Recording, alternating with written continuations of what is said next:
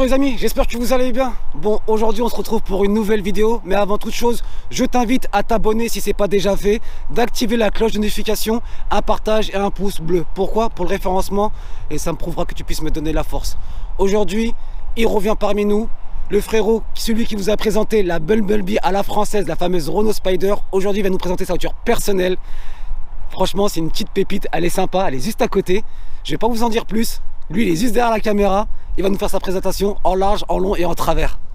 Ça va quoi, frérot? Salut, ça va bien? Comment tu vas? Oui, ça fait plaisir de te revoir. Ouais, ça fait un petit moment, hein. Ça fait un petit moment qu'on s'était pas vu. En tout cas, je te remercie la dernière fois de m'avoir mis à disposition la Renault Spider. Avec plaisir. Ça fait vraiment plaisir. Hein. Bah surtout, merci encore à Julien. Ouais, un grand merci. Un grand merci à toi, Julien. Merci énormément. Et j'ai vraiment hâte un jour de pouvoir faire une vidéo en ta compagnie et que tu puisses nous présenter peut-être d'autres pépites que tu as au sein de ton garage. Bon, ouais. Sans plus tarder, dis-moi, qu'est-ce qu'aujourd'hui tu vas nous présenter? Alors aujourd'hui, je vous présente ma Golf 3 cabriolet de 97. Ouais. Donc ça fait 6 ans que je l'ai. J'ai pas beaucoup roulé en 6 ans, c'est vrai. Mais j'essaie de la conserver comme je peux en fait. J'ai 2-3 petits travaux encore à prévoir dessus. Ouais. Mais voilà, on essaie de la bichonner comme on peut quoi. Tu nous la présentes? C'est parti. Allez, c'est parti. La voilà, la mémère. Je vais faire le tour du véhicule comme ça vous puissiez voir à peu près à quoi ça ressemble. Elle est magnifique. Je vais pas vous le cacher que c'est pas la première fois que je la vois. Et à chaque fois quand je la vois dehors sortie, et surtout aujourd'hui avec le temps qu'on a. Ouais, super temps. En plus c'est cabriolet, donc je pense qu'on va faire un petit tour décapoté, je pense. Hein. Ouais, on va en profiter là. Avec ce petit verre. Tu connais le code couleur? Le code couleur, je le connais pas. On dirait un petit verre anglais. Avec le reflet du soleil, je sais pas si vous allez voir, mais là, il est légèrement pailleté. Un petit verre métallisé. La dénomination de la couleur, c'est le vert dragon, de ce qu'ils disent. Après, le code couleur, je le connais pas. Avec les petites jantes BBS d'origine dessus. Alors, dis-moi tout. C'est une quelle année? Elle est de 97. 97. Voilà, 97. Celle-ci, donc c'est quasiment les derniers modèles qui sont sortis en Golf 3. Et elle a la finition donc avec l'intérieur en cuir. Voilà, il lui manque tout ce qui lui manque, c'est la clim. Après, c'est du gain de poids. Voilà, c'est du gain de poids. On enlève. Et puis en même temps, en cabriolet, on n'a pas trop besoin de la clim. Hein, ouais, exactement. Voilà.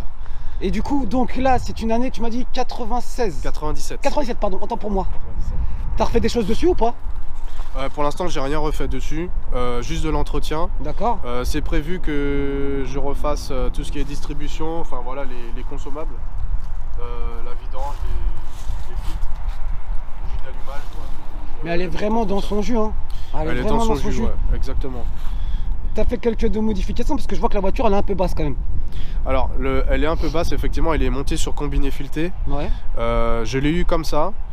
Donc effectivement il y a les combinés filetés, il y a un filtre ARKN et il y a une demi-ligne en super sprint. Mais ça de toute façon vous allez l'entendre après quand on va faire avant de faire l'essai routier, il va la démarrer pour que vous puissiez un peu entendre la sonorité du fameux moteur. Et c'est quoi comme moteur? Alors c'est un 2 litres 8 soupapes.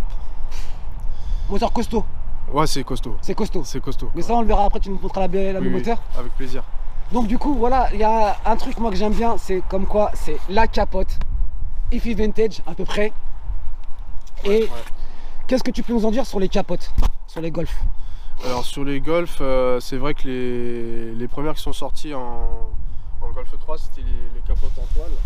Donc les capotes en toile, c'est beaucoup plus d'entretien effectivement que les capotes en polyvinyle, telles que celle-ci.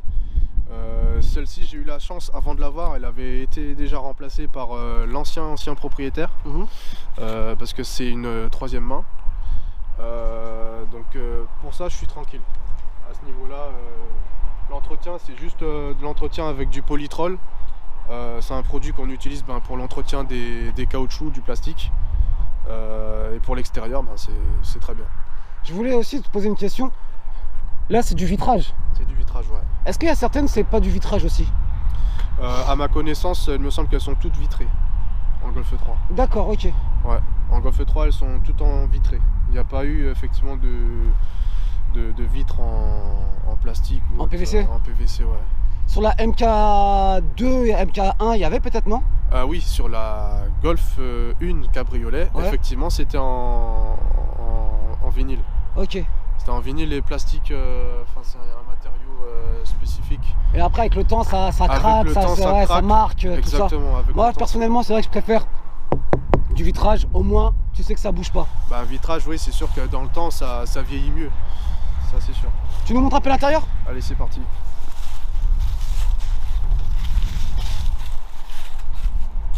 L'intérieur, full cuir. Après, année 97. 97. Mais quand même, les gens, ils étaient quand même bien, ils étaient bien dedans quand même. Hein. C'est comme des pseudo sièges baquets, C'est celui-là.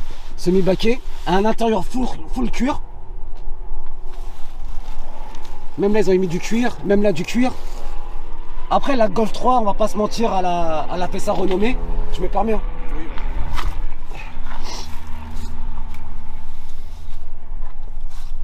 Dites-moi ce que vous en pensez dans les commentaires. J'aimerais bien avoir vos avis. Sincèrement, elle est magnifique. C'est simple. En fait, tout est simple. ouais, c'est simplifié. Et j'aime bien en plus l'effet un peu, tu vois, un peu comme si cloîtré, tu vois, comme la capote elle est noire, tout est... Oui, oui, oui. Moi je suis... Cloisonné. Ouais, t'es cloisonné. Et on est bien. Et les sièges pourtant, Ils ont un bon maintien. mais surtout par rapport à l'année, c'est comme maintenant. Ouais, ils ont un bon maintien effectivement pour l'époque. Ouais, c'est confortable. Franchement, ouais, c'est confortable. C'est confortable et c'est plus le cuir qu'on a maintenant de nos jours. Le cuir vegan, le cuir recyclé. Là, Oui, c'est oui, du vrai cuir. Ça, c'est du vrai cuir, effectivement. Maintenant, les véhicules de cette génération, tout ce qui est après 2000, 2010, 2011, le cuir, ça, c'est plus pareil. On voit effectivement, on ressent que même au toucher, le cuir, il n'y a plus la même épaisseur, il n'y a plus... Tu vois là, Je vais juste te poser une petite question. Aujourd'hui, quelqu'un qui souhaiterait acquérir une Golf 3 cabriolet. Ouais. Et à savoir aussi, on sait très bien que la Golf 4 cabriolet emprunte la même plateforme.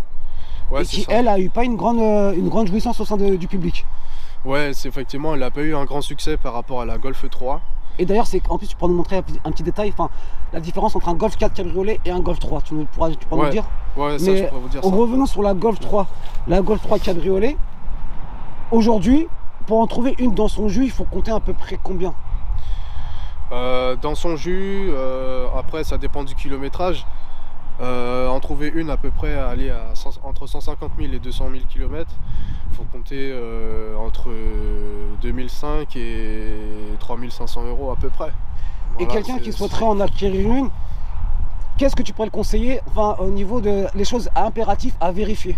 Bah, à vérifier, impératif, tout ce qui est corrosion sur le châssis, c'est Ouais. la maladie de toute façon sur les Golf 3, quel que soit Golf 3 cabriolet, Golf 3 5 portes, 3 portes, tout ce qui est en Golf 3 de cette génération, il faut bien vérifier tout ce qui est bas de caisse, le dessous du châssis. Donc au niveau d'ici, alors, tout ce qui est corrosion Exact. au niveau du C'est bas de ça. caisse, C'est les ça. passages de roues, Les passages de roues, tout à fait. les passages de roues. Voilà, les passages de roues. Au niveau peut-être, tu penses à côté du compartiment capote peut-être?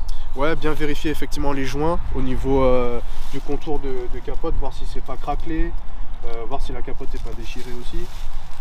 Donc tous ces petits détails là font effectivement après le prix final du véhicule. Et une en trouver même dans un excellent état, on peut la toucher à peu près à combien? Au-dessus de 10K? Après ça dépend de la motorisation. Ouais, quand même pas 10K, mais... On s'y approche? Ouais, on peut s'y approcher, mais pour l'instant non, c'est pas encore... Bon, C'est on pas va une dire voiture qui prend encore de la cote? Ça stagne. Ça stat? Ouais, pour moi ça stagne. C'est pas encore... Ça commence à monter, mais il faut vraiment tomber sur celles qui sont en excellent état. Et la différence avec une Golf 4 cabriolet, c'est quoi? Ça va être le tableau de bord? Ouais, le tableau de bord, en fait, compte la finition, elle est pas pareille. C'est Ouais. la même forme. Mais en fait, celle de la Golf 4, elle est granuleuse. C'est un peu granulé au niveau du tableau de bord. La face avant, c'est pas la même. C'est la face avant d'ailleurs de la Golf 4. Ouais. L'arrière, ce qui change, c'est la malle. En fait, sur la malle des Golf 4, vous avez le troisième feu de stop qui est au milieu ici. D'accord. Et le pare-choc arrière aussi, il n'est pas le même. Et en version US, ça va être quoi? La malle de coffre, ça serait donc pour C'est ça. remplacement de petites plaques? Ça va être plus carré. Ouais.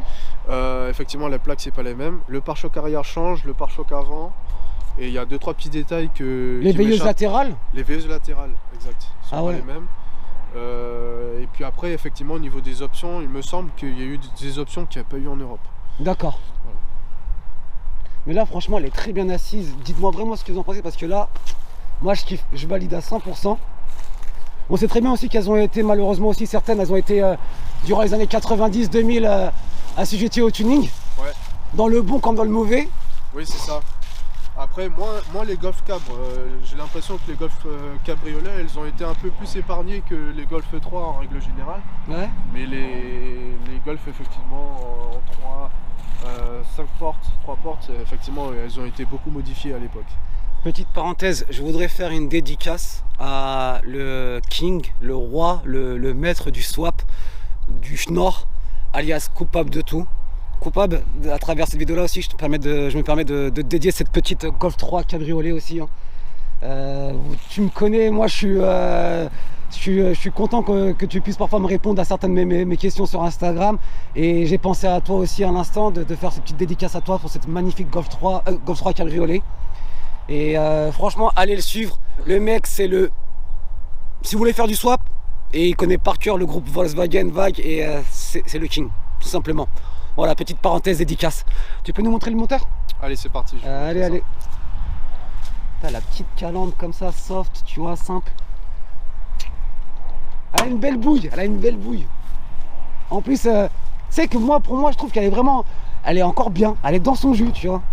Ouais, elle est dans son jus. Après, oh là, il nous a sorti le cône. Donc là, voilà. On a affaire à quoi alors du coup? Alors 2 litres, 8 soupapes. 2 litres, 8 soupapes. Carburation multipoint, donc ça c'est de l'injection.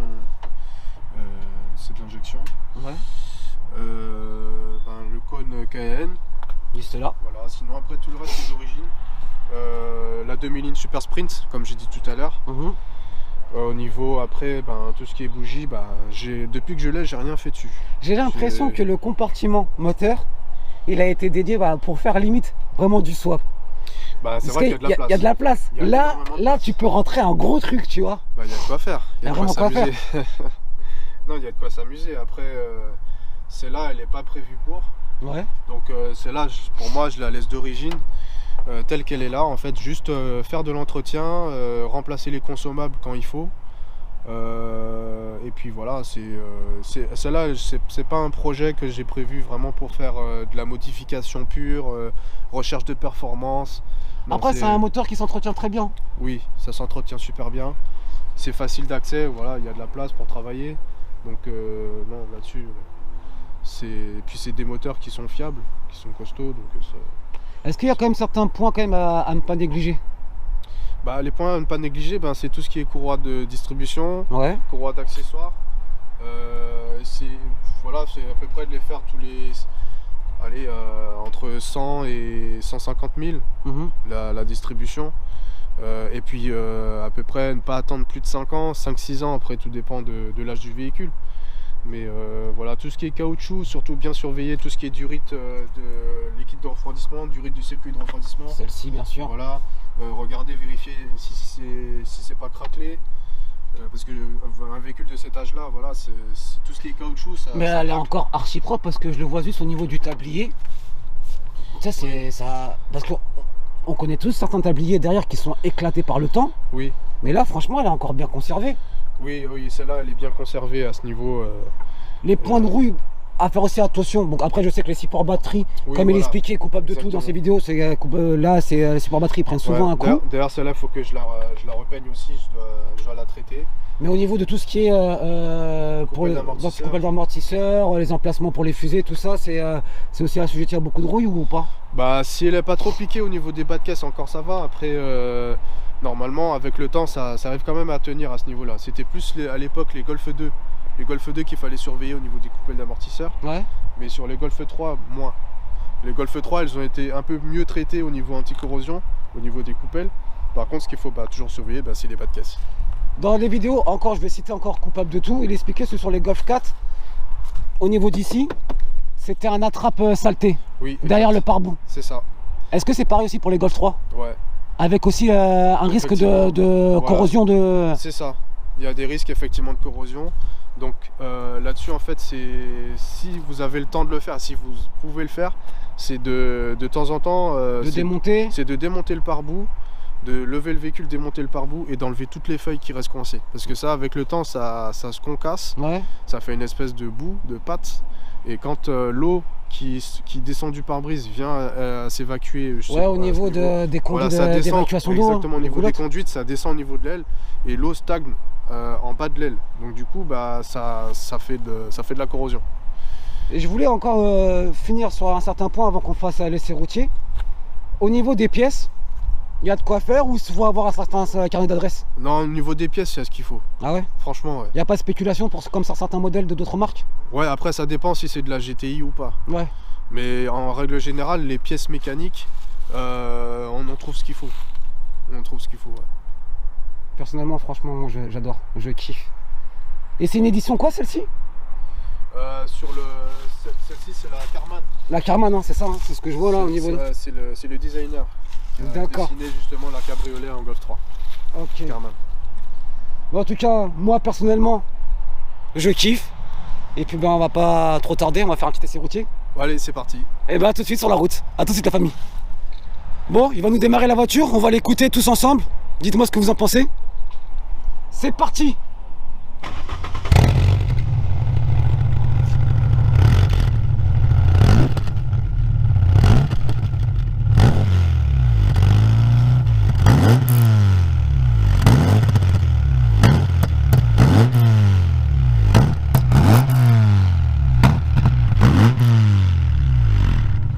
Et ben sincèrement, elle re-rentre bien.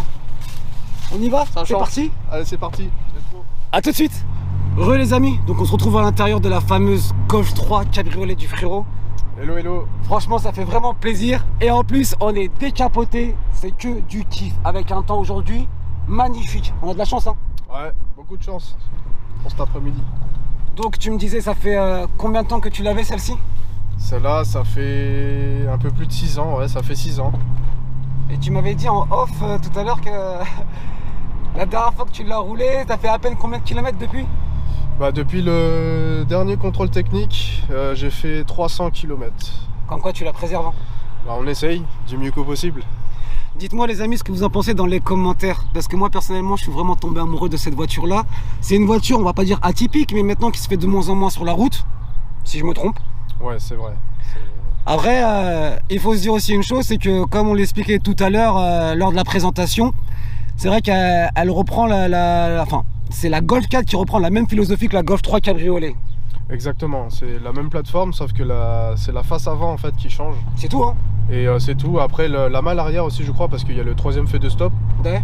Et sinon, bah, c'est toute la face avant de la Golf 4, avec le tableau de bord aussi qui a 2-3 petites différences de finition. Mais sinon, c'est exactement la même caisse. Là, avec la route, je confirme, on ressent bien les combinés filetés là. C'est assez Oui. un peu, bon c'est pas trop tape-cul quand même, mais c'est assez raide, hein. Oui, oui, c'est un peu raide, c'est pas comme d'origine.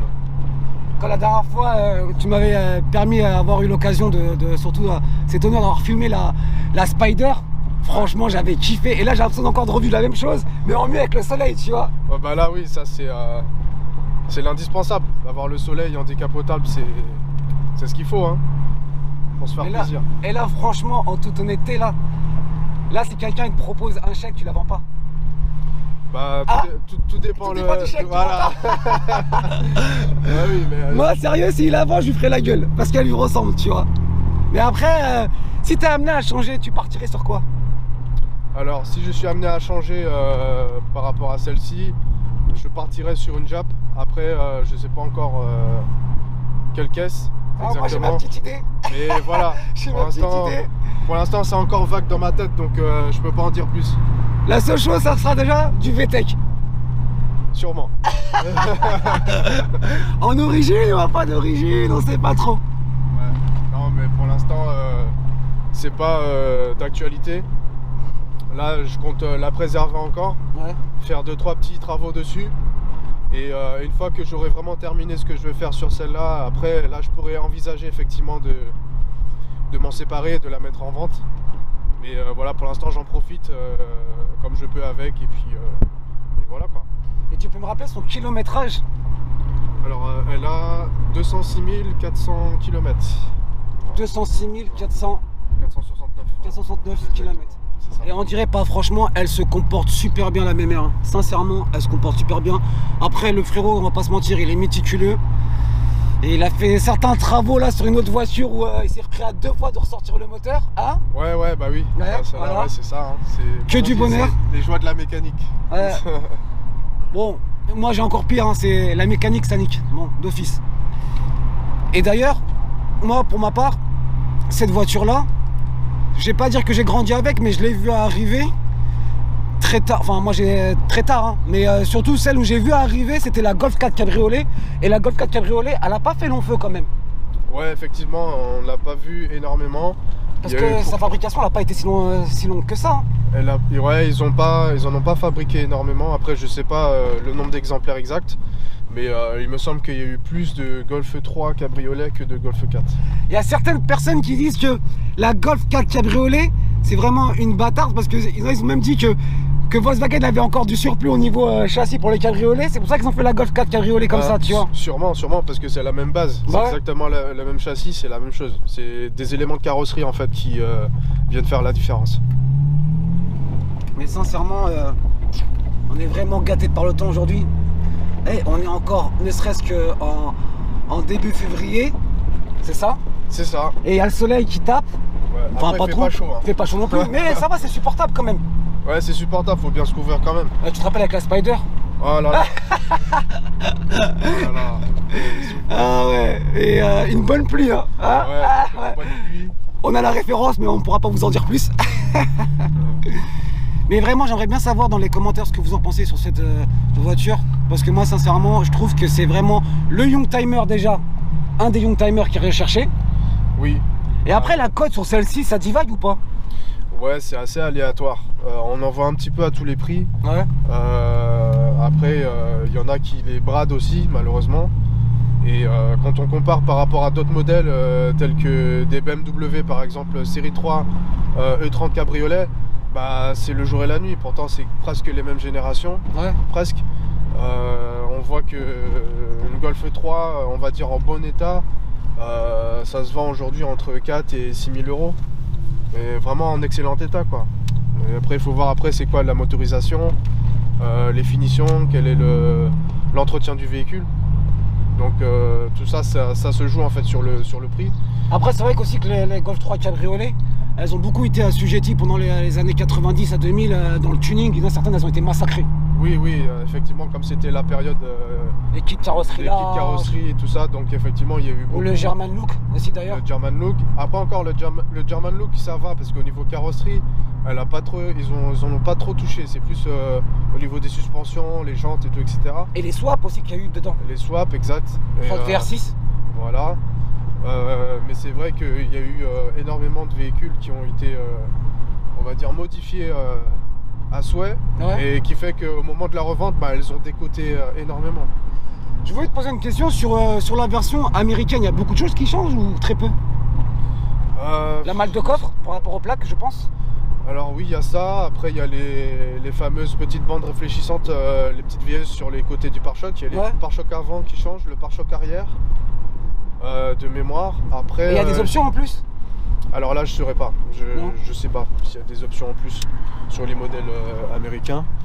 Mais je sais que elles ont été quand même plus optionnées. Celles qui sont sorties aux États-Unis, il y avait quand même plus d'options qu'en Europe. C'est ça qui est dommage.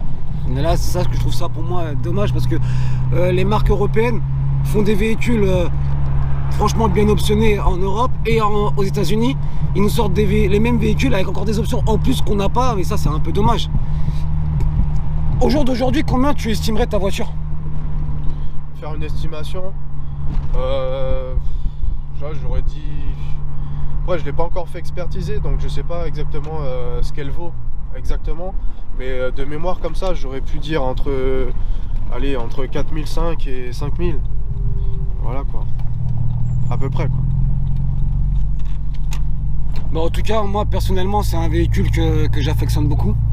Et pour ma part, Si sincèrement aujourd'hui j'aurais l'opportunité d'en prendre une et pourquoi pas, parce que je pense que c'est surtout un véhicule où il y a une cote montante. Exact, ouais, la cote, alors la cote elle est pour l'instant on va dire que ça descend pas, c'est sûr. Montante au fil des années, oui, puisque bon ben ça devient un Youngtimer.